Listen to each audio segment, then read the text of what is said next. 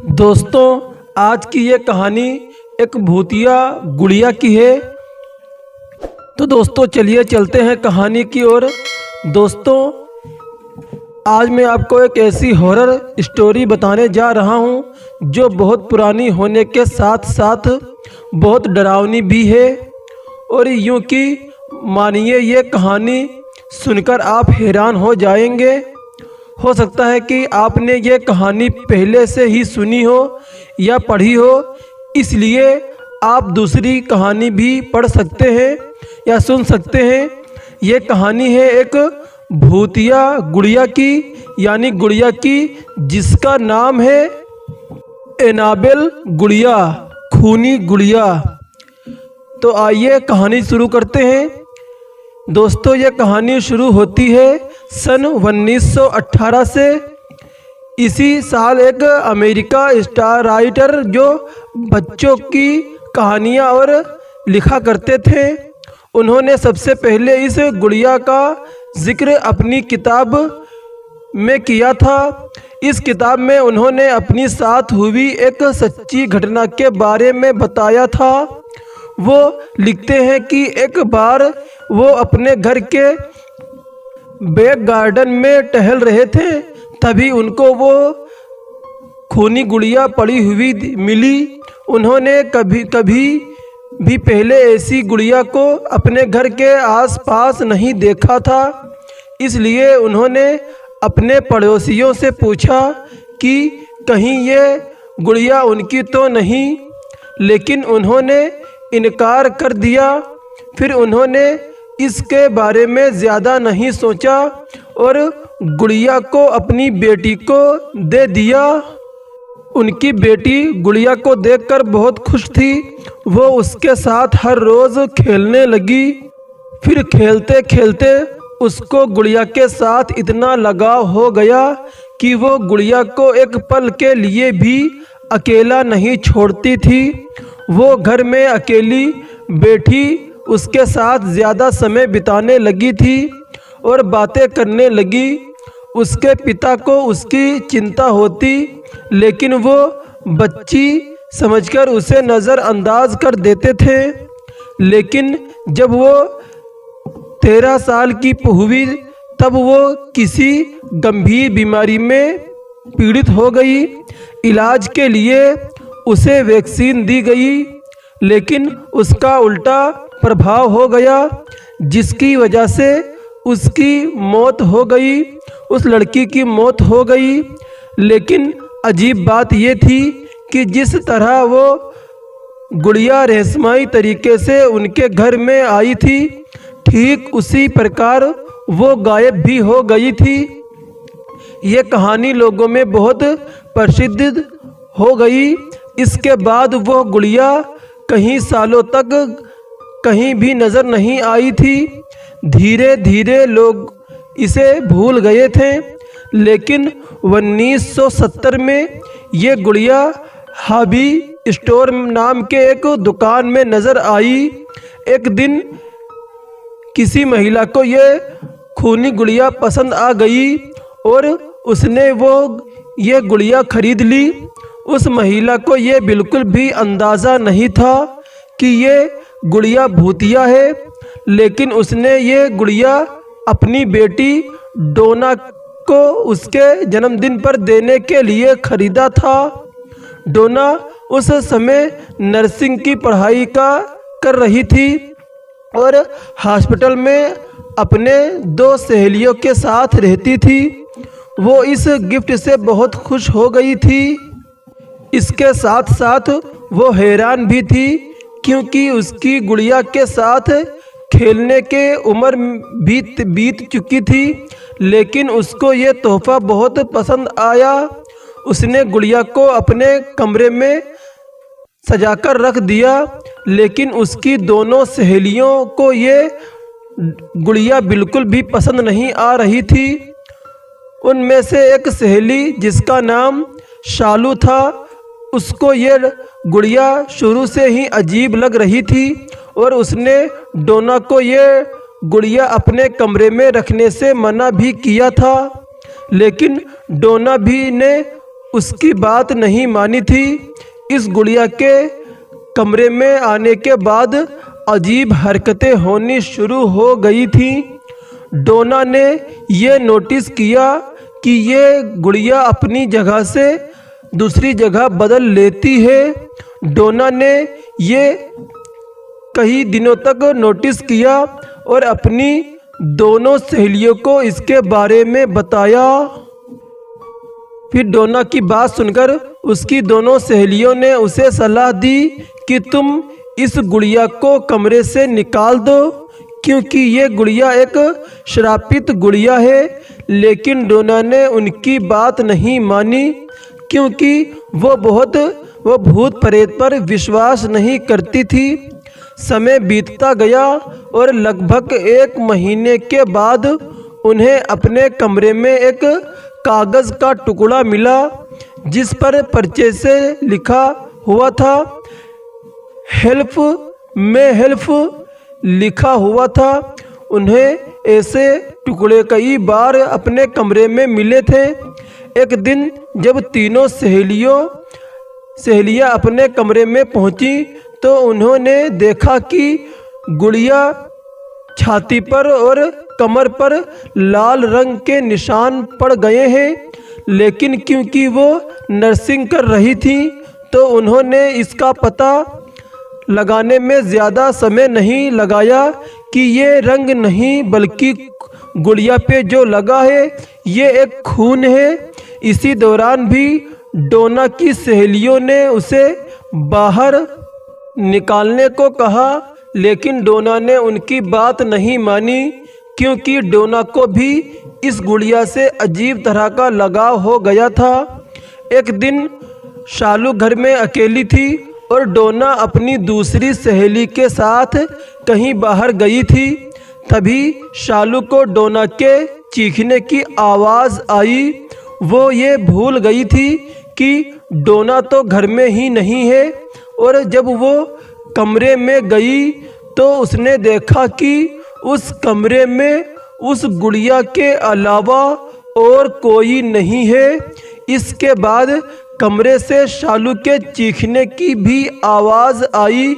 इत्तेफाक से उस समय डोना और उसकी सहेली लौटकर वापस आ चुकी थी। उन्होंने कमरे में जाकर देखा तो शालू बेहोश पड़ी थी और शरीर पर गहरे चोट के निशान थे। डोना और उसकी सहेली ने शालू को हॉस्पिटल में एडमिट करवा दिया। फिर 2 दिन बाद शालू को होश आ गया और उसने बताया कि उस पर हमला उसकी खूनी गुड़िया ने किया था। ये बात सुनकर वो सब लोग हैरान रह गईं। वो दोनों सहेली भी हैरान हो गईं। डोना तुरंत ही चर्च जा पहुंची और फादर को उस घटना के बारे में बता दिया। फादर ने उनकी बात सुनकर उनको अपने सीनियर फादर के पास भेज दिया।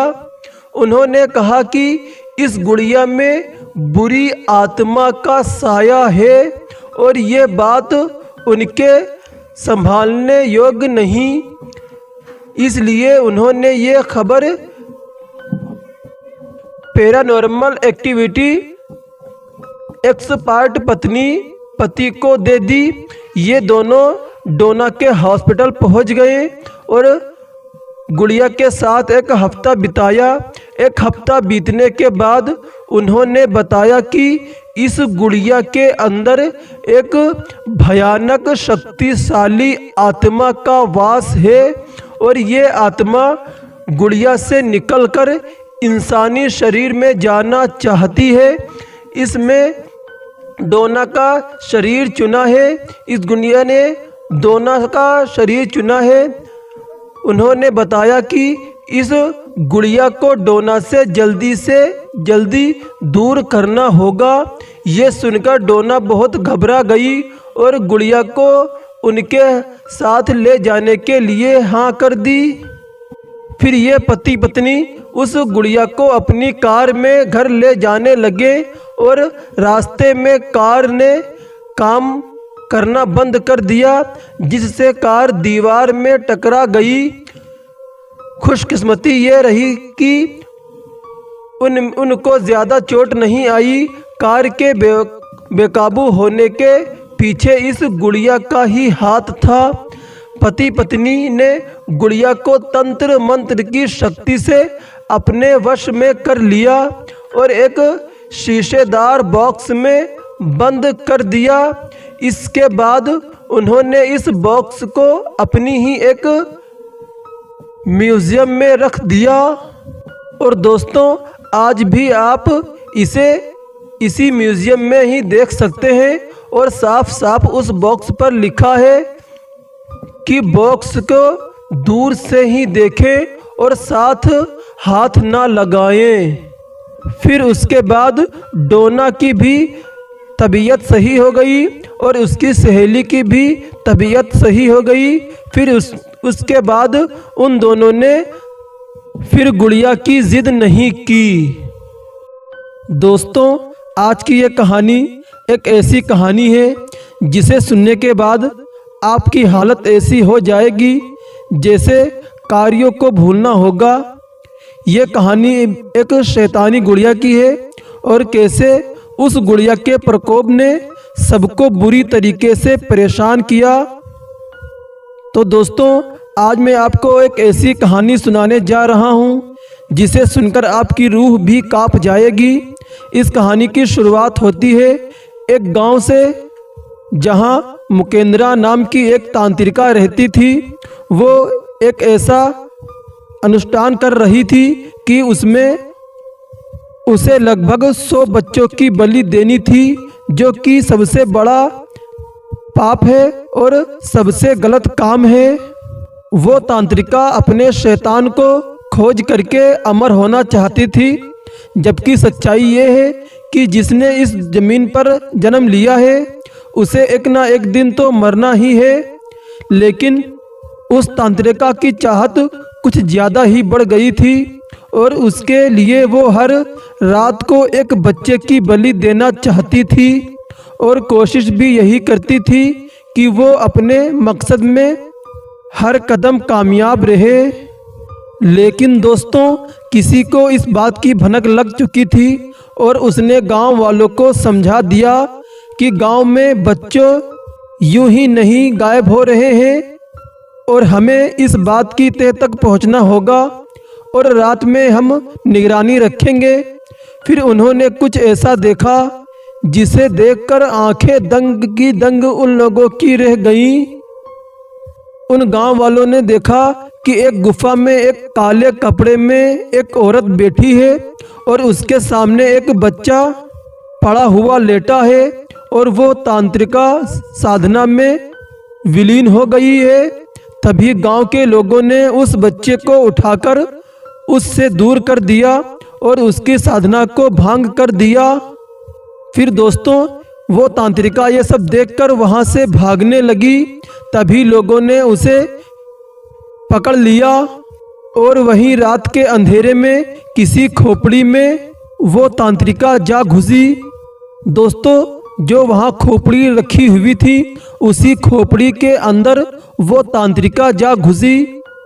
फिर सभी लोगों ने पूरी की पूरी खोपड़ी को ही तेल छिड़क करके आग लगा दी, जिसमें वो तांत्रिका का जलकर मरने लगी। मगर उसने अपनी तांत्र साधना से वहाँ पर पड़ी एक गुड़िया में अपनी जान डाल दी और गुड़िया को खोपड़ी के खिड़की से फेंकते फेंकते अपना प्राण त्याग भी दिया और उसकी जान निकालते ही उसकी जान उस गुड़िया में चली गई। फिर दोस्तों, यहाँ से उस खूनी गुड़िया का खेल शुरू होता है। फिर कुछ समय बाद वहीं उस गांव में कुछ नए लोग बाहर से रहने के लिए आए थे। उनमें एक बच्ची भी थी। जब वो लोग अपने घर में सो रहे थे तभी उस बच्ची को कुछ आवाज़ें सुनाई देती हैं और वो बच्ची उठ जाती है और उठने के बाद वो उठकर बाहर उस जली हुई खोपड़ी के पास पहुंच जाती है। ये वही खोपड़ी थी जिसमें उस तांत्रिका की आत्मा थी। वो बच्ची उस गुड़िया को देखती ही रही और उसे उठाकर अपने घर ले आती है। फिर वो बच्ची उस गुड़िया से बातें करने लगती है और इस तरह बच्ची के सहारे उस गुड़िया ने फिर से बच्चों को रात में बहकाना और अपने कब्जे में लेना शुरू कर दिया और धीरे धीरे बच्चों की मौत शुरू हो जाती है। और अब तक उसने लगभग 4 बच्चों की जान ले ली थी। गांव वालों को लगा कि फिर से कहीं उस तांत्रिका का काम तो नहीं शुरू हो गया है और फिर से लोगों ने निगरानी शुरू कर दी, लेकिन उन्हें कुछ पता नहीं चल रहा था। तभी उनका ध्यान उन नए नए लोगों पर गया और उन लोगों ने कहा, यार जब से ये लोग आए हैं तब से घटनाएं शुरू हो चुकी हैं। फिर गांव वालों में से एक आदमी जिसका नाम रमन था, उसने देखा कि एक बच्ची एक गुड़िया से बातें कर रही है, लेकिन उसको उस गुड़िया की कोई बात सुनाई नहीं दे रही थी। फिर उस आदमी ने रात में उस बच्ची के घर पर निगरानी रखना शुरू कर दिया और उसने देखा कि अचानक रात में दरवाज़ा खुला और उसमें से गुड़िया निकली और जंगल की तरफ चल कर के जाने लगी और वहीं जाकर बैठ गई जहां पर वो तांत्रिका बैठती थी। और साथ ही में वो गुड़िया मंत्र का उच्चारण भी कर रही थी।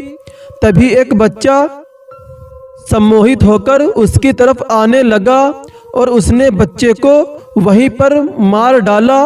ये देखकर रमन घबरा गया और वो वहाँ से भागा और उसने गांव के बहुत ही समझदार आदमी महेश को सारी बातें बताई।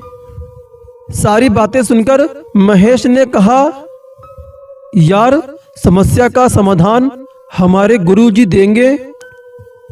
फिर दोस्तों वो लोग एक सुनसान जंगल में एक अघोरी बाबा के पास चले गए। तभी उसने उनकी मन की बात जान ली और उसने कहा, आओ बालक आओ आओ, वो गुड़िया कोई और नहीं, वो वही तांत्रिका ही है जो बच्चों की बलि दे रही है। बस मारने का तरीका बदल चुकी है। एक बच्ची का सहारा वो ले रही है और यदि उस बच्ची के गले में तुम ये तावीज़ डाल दोगे तो वो उसके सम्मोहन से मुक्त हो जाएगी और तुम उस गुड़िया को काले कपड़े से ढक ले देना और उसके बाद मेरे पास उस गुड़िया को ले आना और मैं उसे मंत्र के साथ गुड़िया को जला दूंगा। फिर दोस्तों रमन और महेश दोनों ने उस बच्ची के यहाँ जाकर उसके माता पिता को सारी बातें बताईं। पहले तो उसके माँ बाप कुछ मानने को तैयार नहीं हुए, लेकिन उस रात उन्होंने अपनी आँखों से जो देखा वो उनको सारी बातें मानने के लिए मजबूर कर चुकी थी। और फिर अगली रात में वो बच्ची सो रही थी। तभी उस बच्ची को तावीज़ पहनाने की कोशिश की गई और उसी समय उस खूनी गुड़िया ने लोगों पर हमला करना शुरू कर दिया और अपनी शक्ति से रमन को चोट पहुंचाई। हालत तो ये हो चुकी थी कि वो रहमान को इधर उधर पटक रही थी और रमन का सर दीवार से टकरा टकरा कर फूट चुका था और वो बेहोश हो चुका था। लेकिन महेश बार बार चोट खाने के बाद भी उस बच्ची को तावीज़ पहनाने में कामयाब हो गया और जैसे ही उसने बच्ची को तावीज़ पहनाई वैसे ही वो गुड़िया ज़मीन पर गिर पड़ी और महेश ने तुरंत उस गुड़िया पर एक काला कपड़ा डाल दिया और उसे लेकर के गांव के कुछ लोगों के साथ उस अघोरी बाबा के पास भागा। फिर रास्ते में बहुत कोशिश करने के बाद भी महेश आगे नहीं बढ़ पा रहा था।